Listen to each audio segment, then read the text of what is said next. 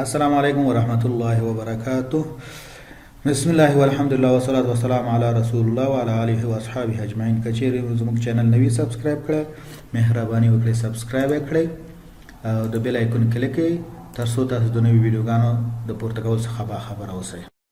اوس موږ دلته راځو چې څنګه موږ ډپلیکیټ والو ټریک کوو، یعنی ډپلیکیټ په دې کې چې کله ډپلیکیټ واقع کېږي څنګه موږ ټریک کوو.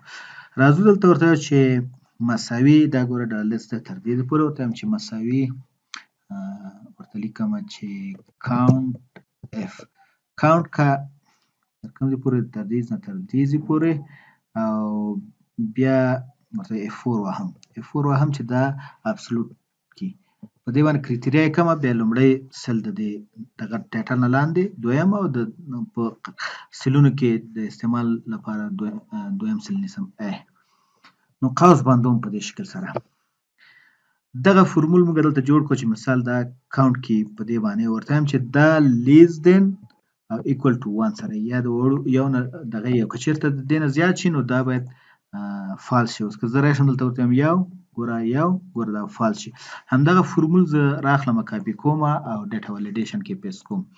په دې کې دا کاپي راځم کاپي او سکیپ بیا دلته راځم دا سیل سلیکټ کوم ورته وایم چې ډیټا ولیډیشن او بیا دلته راځم ورته وایم چې کسټم کې نیسم دا ورته پیسټ کوم پیسټ دا دلته ایرر کلیک کوم ورته لیکي چې مثال ډوپلیکیټ والو فاوند صحیح ده اوکې. نو په دې کې دا پیسټ کړه. که زه دلته راشم ورته وایم چې یو ګوره په دې شکل دوه درې بیا ورته وایم چې او که زه دا ورته وایم چې مثال دوه ګوره دوهم پکې شته دی ورته ولیکم چې دوه که چېرته زه دا ونه لیکم نو بیا دا ماته پکې ورته وایم ډبلیو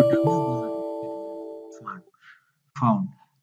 دا څنګه تاسو ډپلیکیټ والو مثال په ټکس او نمبر کې پیدا کوئ. اوس راځم زه د دې لپاره چې تنا په نمبر کې تاسو څنګه ډپلیکیټ والو پیدا کوئ. دې ته راځم زه دا فرمول مخکې داسې په دې شکل جوړ کړو. اوس راځم دا همدغه فرمول دې سر کې ورته اینډ ورکوم اینډ قوس رو ورته لیکم چې از نمبر تا به هم چې دا مثال دا فرمول دلته راشي بیا دا سل نیسم په دې کې قوس بندوم کاما او دلته بیا زه دا قوس بندوم دا به تنه نمبر اخلي یعنی ټکس به نه اخلي. بیا په دې شکل زه دا کاپي کوم کاپي بیا راځم سکیپ دلته دا سلیکټ کوم دا ټول سیلز ډیټا ولیډیشن او راځم دیز ته په دې کې دا فرمول پیسټ کوم ورته وایم چې اوکې. کله چې راځم نو که ټکس اچوم مثلا ټکس نه مني ورته وایم چې یو او بیا ورته وایم چې یو بیا ګوره شو. که زه ورته مثال ډبلیو ورکوم ټکس نه مني ورته وایم چې دوه مثال بیا دلته دوه ورکوم.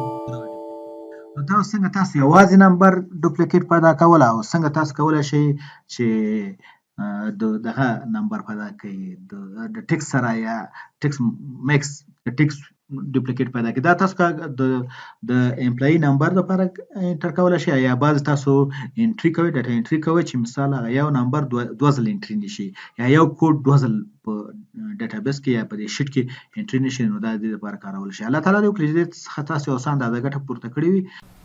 که مو دا ویډیو خوښوي نو لایک یې کړئ، خپل وړاندیز د کمنټس په برخه کې زموږ سره شریک کړئ او دا ویډیو د خپل ملګرو سره هم شریک کړئ چې ترڅو هغوی هم د دې ویډیو څخه ګټه پورته کړي.